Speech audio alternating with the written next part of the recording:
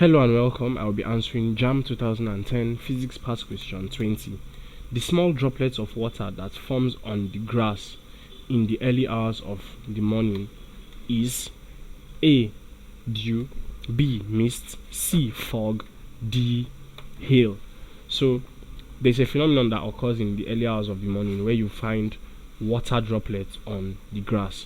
So we are asked what it is called. So let's look at the definition of each of the options to see which one fits this description given to us in the question. Now option A says dew. Okay, now dew is water in form of droplets.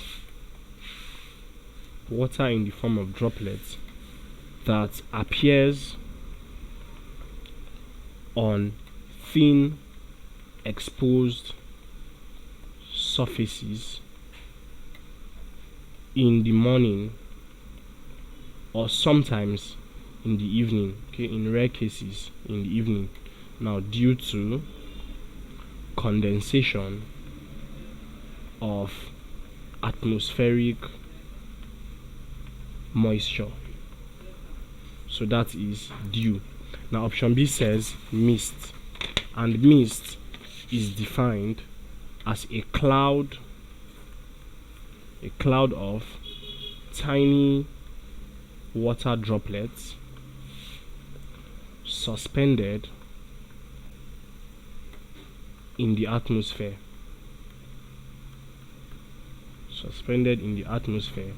Or near the Earth's surface. Now option C says fog, and fog is a visible aerosol consisting of tiny water droplets or ice crystals suspended in the air. An aerosol is basically where you have a liquid component suspended in a gaseous component. Okay, so in this case is water droplets suspended in air. Now option D, which is hail, refers to pellets of frozen rain.